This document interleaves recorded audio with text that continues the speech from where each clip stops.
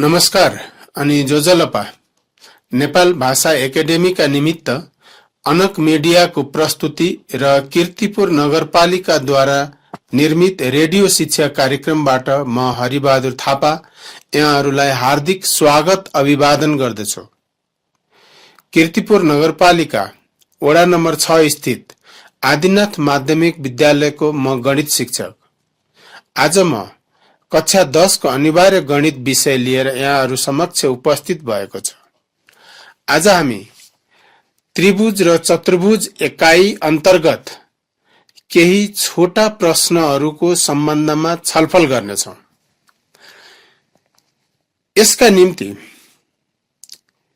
विभिन्न ज्यामितीय आकृतिहरूको क्षेत्रफल निकाल्ने सूत्रहरूको बारेमा ज्ञान हुनु आवश्यक छ। त्यसैले म सबैभन्दा पहिला यस्ता आकृतिहरूको क्षेत्रफल निकाल्ने सूत्रको बारेमा चर्चा गर्नेछु।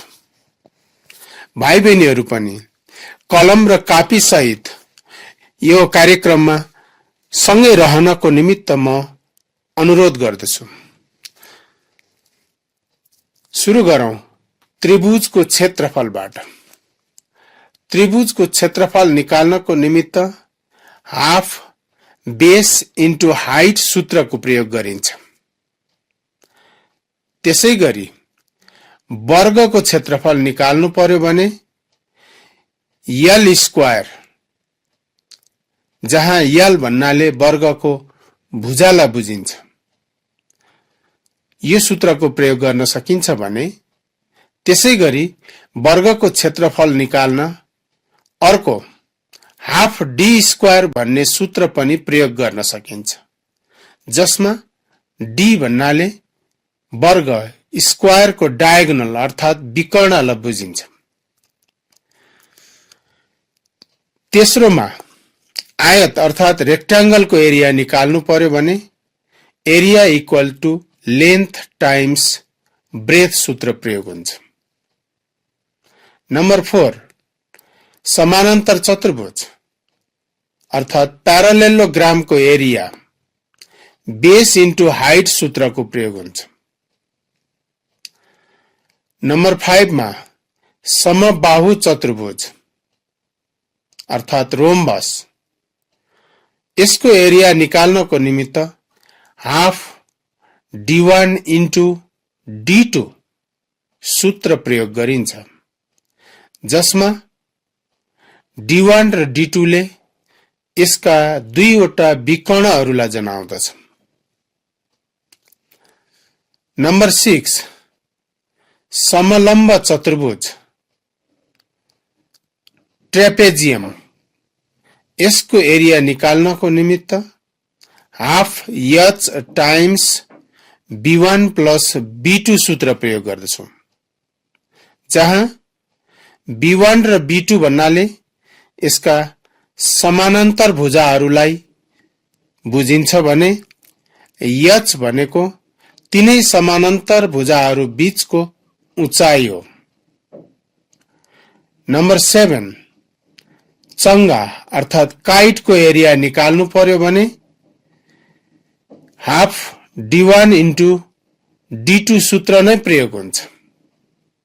यसमा पनि रोम्बसमा जस्तै d1 र d2 ले यसका विकर्णहरूलाई जनाउँदछ।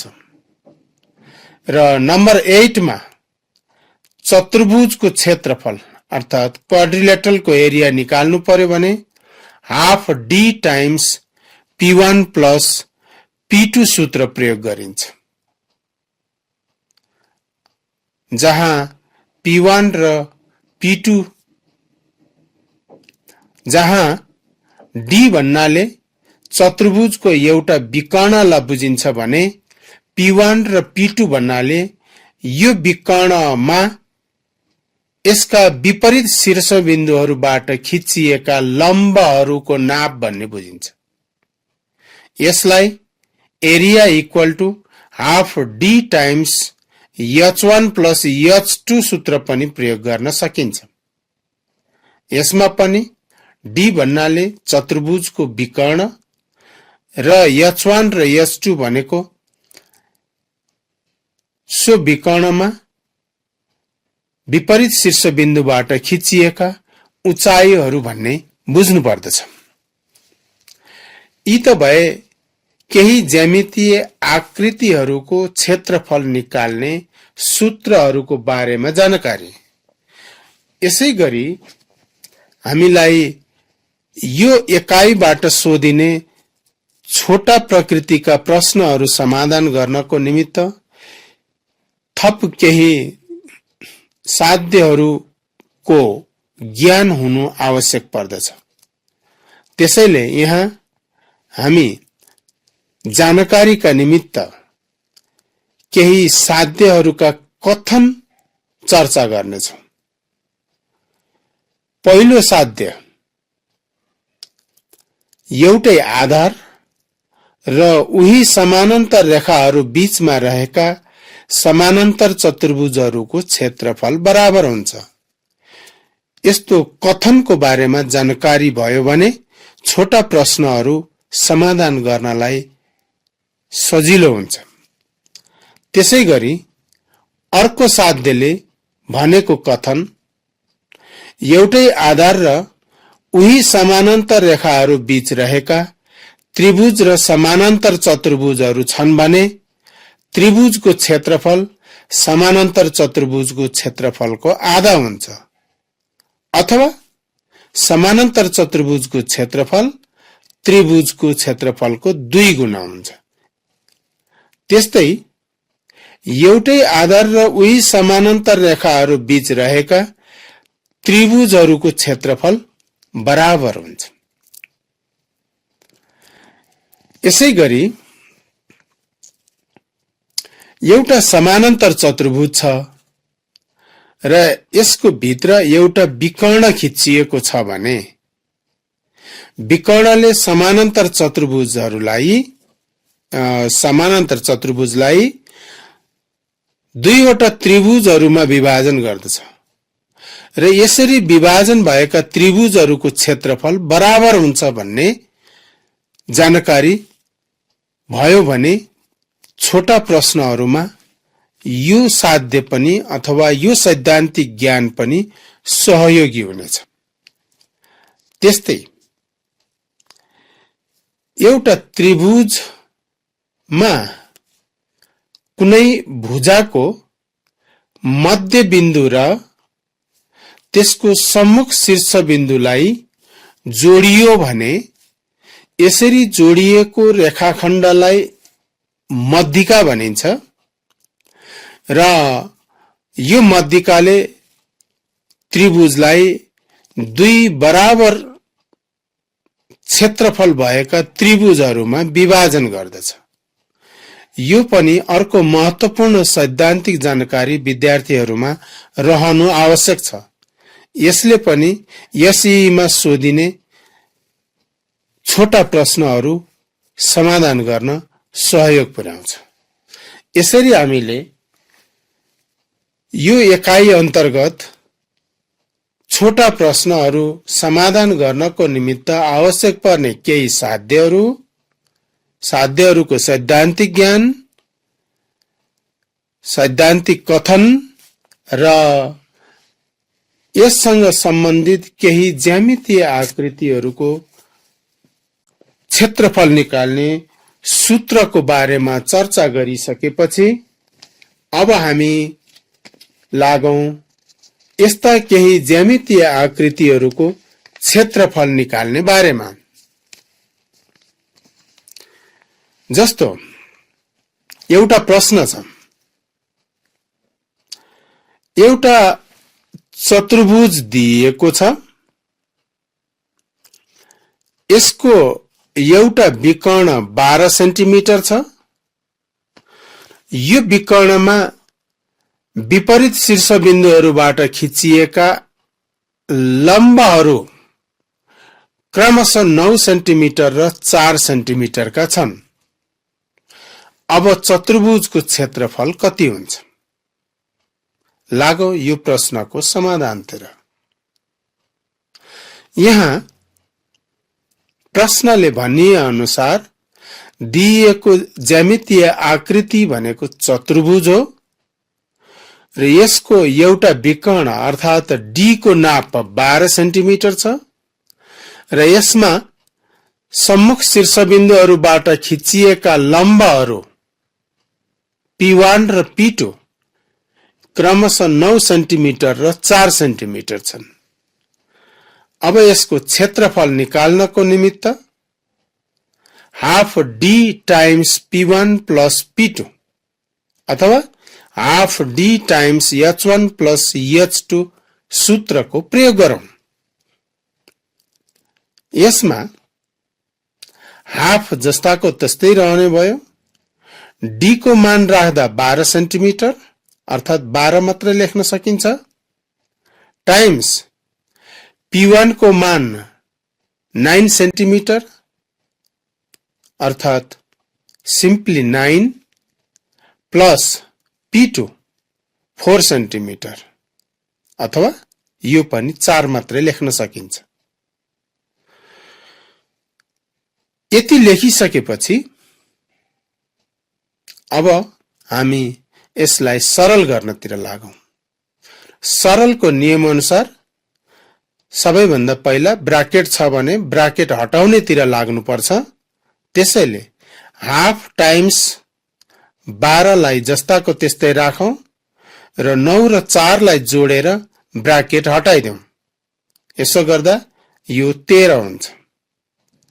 अब 12 र 13 लाई गुणन गरेर 2 ले भाग गरिदिऊ।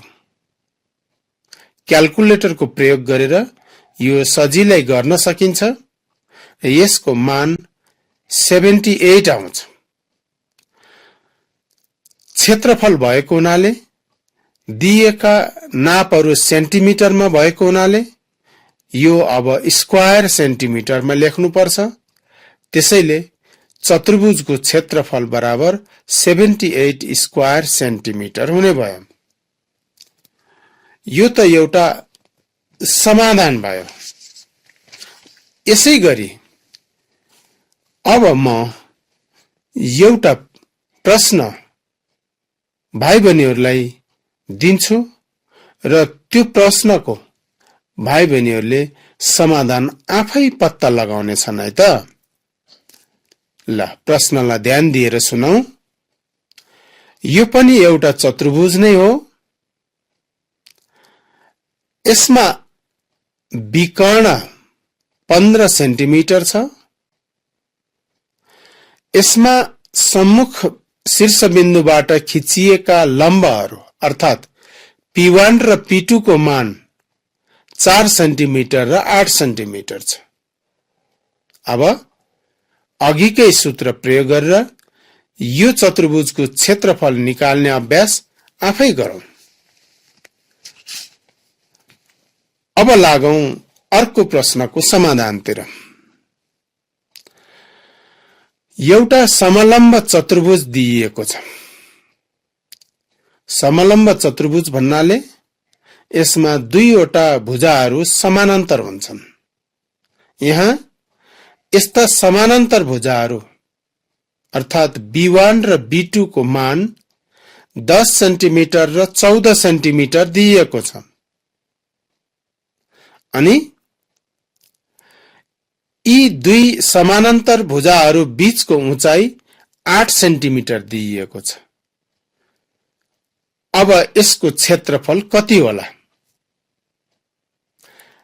यो प्रश्नको समाधानको निम्ति दिएका तथ्याङ्कहरूलाई संक्षेपमा नोट गरौं। समानान्तर भुजाहरू भन्नाले B1 र B2 हुन् जसको मान 10 सेन्टिमिटर र 14 सेन्टिमिटर छ। यो नोट गरौं। त्यसपछि समानान्तर भुजाहरूको बीचको उचाइ भन्नाले h को मानलाई बुझ्नु पर्दछ। यो 8 सेन्टिमिटर छ। अब समलम्ब चतुर्भुजको क्षेत्रफल निकाल्ने सूत्र प्रयोग गरौं। यसको सूत्र भनेको half h times B1 plus B2 हुन्छ। अब यो सूत्रमा दिएका मानहरू प्रतिस्थापन गरौं। जस अनुसार हाफ टाइम्स h को मान 8 हुन्छ ब्राकेटको भित्र B1 को मान 10 हुन्छ अनि B2 को मान 14 हुन्छ। यसलाई पनि सरल गर्ने नियम अनुसार पहिला ब्राकेट भित्रका दुईटा संख्यालाई जोडौं, यो 24 हुन्छ। बाहिरको हाफ र 8 लाई जस्ताको त्यस्तै राख्न सकिन्छ अथवा हाफले 8 लाई काटेर 4 निकाल्न पनि सकिन्छ। त्यसपछि यी मानहरूलाई सरल गर्दा यसको मान अन्तिम मान 96 आउँदो रहेछ र दिएका नापहरू सेन्टिमिटर एकाइमा भएको हुनाले यो क्षेत्रफल 96 स्क्वायर सेन्टिमिटर हुन्छ। यसैगरी अब म भाइ बहिनीहरूलाई एउटा यस्तै प्रकृतिको समस्या प्रस्तुत गर्दैछु। ध्यान दिएर सुनौ, तथ्याङ्कहरू नोट गरौं र आफै अभ्यास गरौं है त। ल सुनौ है। यहाँ एउटा समलम्ब चतुर्भुज छ। यसका समानान्तर भुजाहरू अर्थात B1 र B2 को नाप क्रमशः 12 सेन्टिमिटर र 18 सेन्टिमिटर छ अनि यी दुई समानान्तर भुजाहरू बीचको उचाइ 10 सेन्टिमिटर छ। अब यो समलम्ब चतुर्भुजको क्षेत्रफल कति होला? यसको लागि दिएका नापहरू B1 equal to 12 centimetre, B2 equal to 18 centimetre अनि H इक्वल टु 10 सेन्टिमिटर भनेर नोट गर्न सकिन्छ। त्यसपछि समलम्ब चतुर्भुजको क्षेत्रफल निकाल्ने अघिकै सूत्र प्रयोग गरेर मानहरू प्रतिस्थापन गरी विद्यार्थी भाइ बहिनीहरूले आफै अभ्यास गर्नेछन्। अब लागौं अर्को प्रश्नतिर। यहाँ एउटा वर्ग छ। वर्गको विकर्ण दिएको छ 12 सेन्टिमिटर र क्षेत्रफल सोधिएको छ। अब यो प्रश्नको समाधान सजिलै हामी गर्न सक्छौं, जसको निम्ति area equal to half D square भन्ने सूत्र प्रयोग गर्नुपर्दछ। अब यो प्रश्नमा विद्यार्थी भाइ बहिनीहरू वर्गको क्षेत्रफल निकाल्नको निम्ति L स्क्वायर सूत्र प्रयोग गरेर अभ्यास गर्न खोज्यो भने चाहिँ गाह्रो पर्नेछ। विकर्ण अर्थात डायगोनल दिएको हुनाले डायगोनल भएकै सूत्र प्रयोग गर्दा सजिलो हुनेछ, जुन अनुसार area equal to half D square हुन्छ। हाफलाई जस्ताको त्यस्तै राखेर D अर्थात डायगोनलको मान 12 राखौं अनि यसलाई स्क्वायर गरौं र अब यसलाई सरल गर्दा यसको उत्तर 72 स्क्वायर सेन्टिमिटर हुनेछ। फेरि लागौं अर्को प्रश्नतिर। यहाँ एउटा चंगा दिइएको छ जसका विकर्णहरू 8 सेन्टिमिटर र 6 सेन्टिमिटरका छन्। उसो भए यसको क्षेत्रफल कति होला? अब चंगाको क्षेत्रफल निकाल्दा विकर्णहरूको प्रयोग हुन्छ। यो प्रश्नमा विकर्णहरू D1 र D2 को नाप 8 सेन्टिमिटर र 6 सेन्टिमिटर दिएको छ। Area equal to half D1 times D2 सूत्र प्रयोग गरेर D1 र D2 को मानहरू प्रतिस्थापन गरिकन यसको उत्तर सजिलै प्राप्त गर्न सकिनेछ। त्यसैगरी अर्को प्रश्न। यो प्रश्न साध्यको सैद्धान्तिक कथनसँग सम्बन्धित छ। यहाँ एउटा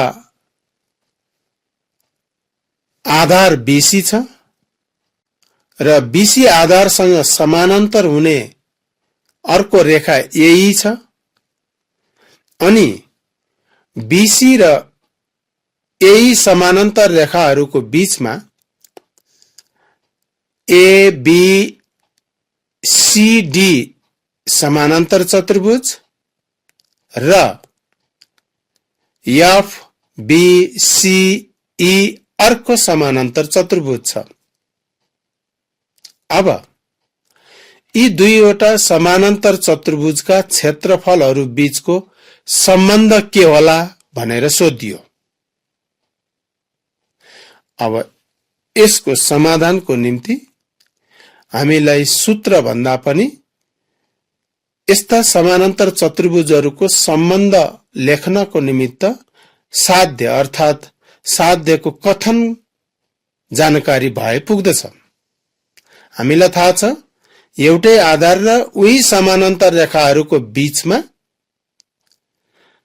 समानान्तर चतुर्भुजहरू रहेका छन् भने त्यस्ता समानान्तर चतुर्भुजहरूको क्षेत्रफल बराबर हुन्छ। त्यसैले यो प्रश्नको समाधान पनि समानान्तर चतुर्भुज ABCD को क्षेत्रफल र समानान्तर चतुर्भुज FBCE को क्षेत्रफल बराबर हुन्छ भनेर दिन सकिन्छ र यसको संक्षेपमा एउटा कारण उल्लेख गर्दा राम्रो हुन्छ।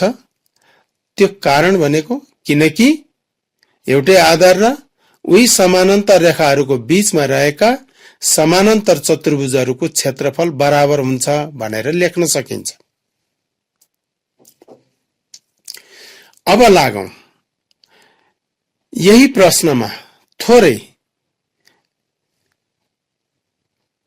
रूपान्तर गरेर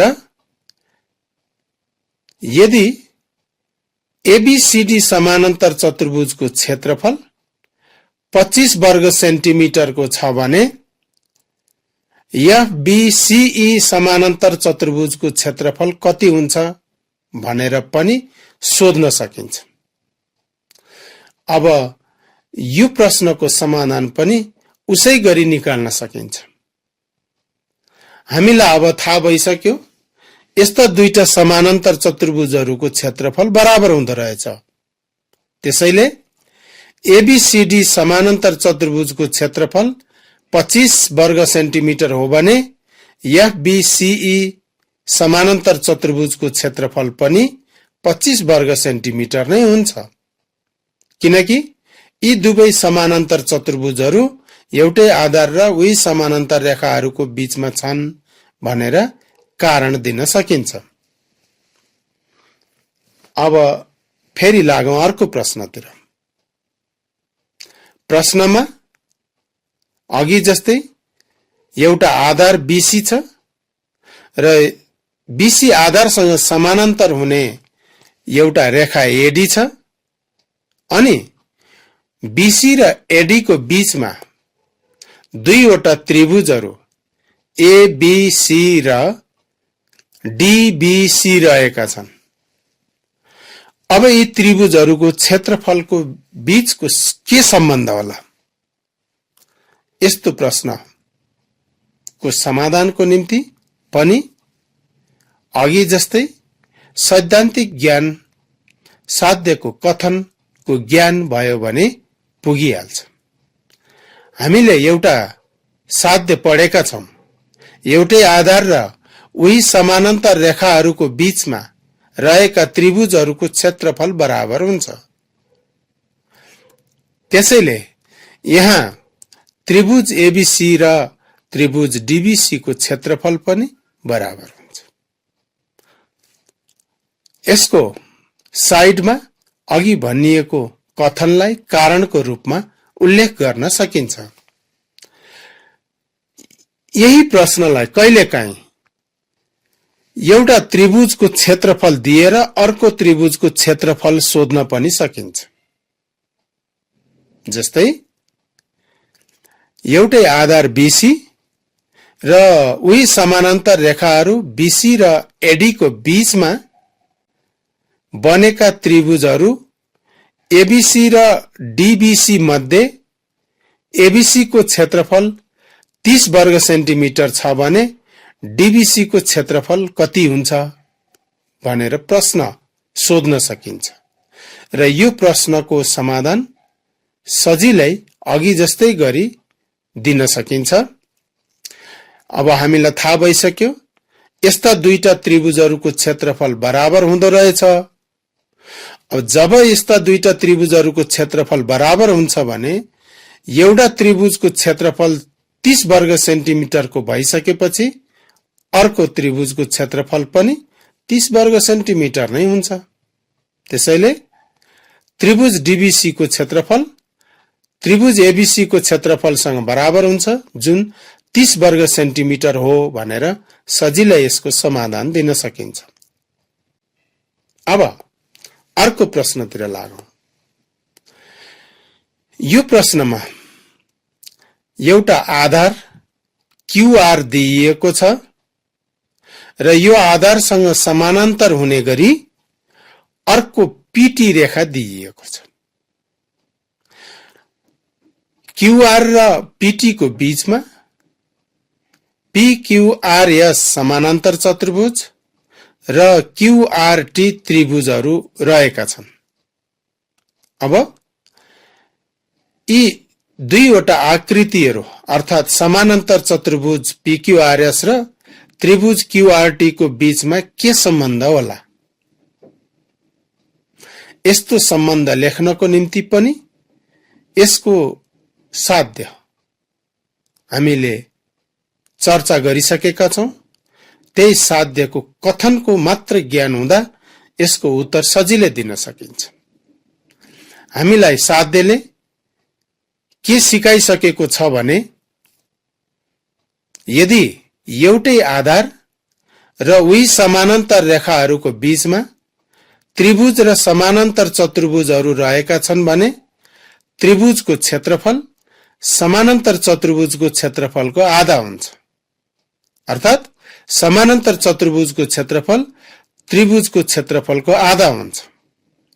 यही ज्ञानलाई प्रयोग गरेर हामी त्रिभुज क्यूआरटी को क्षेत्रफल बराबर हाफ सच पीक्यूआरएस को क्षेत्रफल भनेर यसको उत्तर दिन सक्छौं र यो कथनलाई ब्राकेट भित्र कारणको रूपमा उल्लेख गर्न सकिन्छ। ठीक यही प्रश्नलाई कहिलेकाहीँ अलिकति मोडिफाई गरेर यसमा त्रिभुजको अथवा समानान्तर चतुर्भुजको मान दिएर अर्कोको मान सोध्न पनि सकिन्छ। जस्तै त्रिभुज क्यूआरटी को क्षेत्रफल 18 वर्ग सेन्टिमिटर छ भने पीक्यूआरएस सचको क्षेत्रफल कति होला? यसको समाधान एकदमै सजिलो छ। हामीलाई साध्यले के सिकाइसकेको छ भने यस्तो अवस्थामा समानान्तर चतुर्भुज पीक्यूआरएस को क्षेत्रफल त्रिभुज क्यूआरटी को क्षेत्रफलको ठीक 2 गुना हुन्छ। अब यही सम्बन्ध लेखेर यसमा त्रिभुज क्यूआरटी को क्षेत्रफल 18 वर्ग सेन्टिमिटरलाई 2 ले गुन्दिने बित्तिकै 36 वर्ग सेन्टिमिटर यसको उत्तर हुन्छ। त्यस्तै एउटा त्रिभुज एबीसी छ जसमा एडी मध्यिका हो र त्रिभुज एबीडी को क्षेत्रफल 18 वर्ग सेन्टिमिटर छ भने त्रिभुज एबीसी को क्षेत्रफल कति होला? भाइ बहिनीहरू, यो प्रश्नको समाधान अघि हामीले चर्चा गरेको मध्यिका सम्बन्धी सैद्धान्तिक ज्ञानसँग सम्बन्धित छ। यसमा एडी मध्यिका भएको कारणले त्रिभुज एबीडी को क्षेत्रफल जति हुन्छ त्यसको ठीक 2 गुना क्षेत्रफल त्रिभुज एबीसी को हुन्छ। त्यसैले त्रिभुज एबीसी को क्षेत्रफल बराबर त्रिभुज एबीडी को क्षेत्रफलको 2 गुना भन्न सकिन्छ। अर्थात त्रिभुज एबीडी को क्षेत्रफल 18 वर्ग सेन्टिमिटरलाई 2 ले गुन्दा 36 वर्ग सेन्टिमिटर त्रिभुज एबीसी को क्षेत्रफल प्राप्त गर्न सकिन्छ। र आज स्टुडियोबाट समय सकिएको संकेत प्राप्त भइसकेको हुनाले आजको कक्षालाई यही अन्त्य गर्ने अनुमति माग्दछु।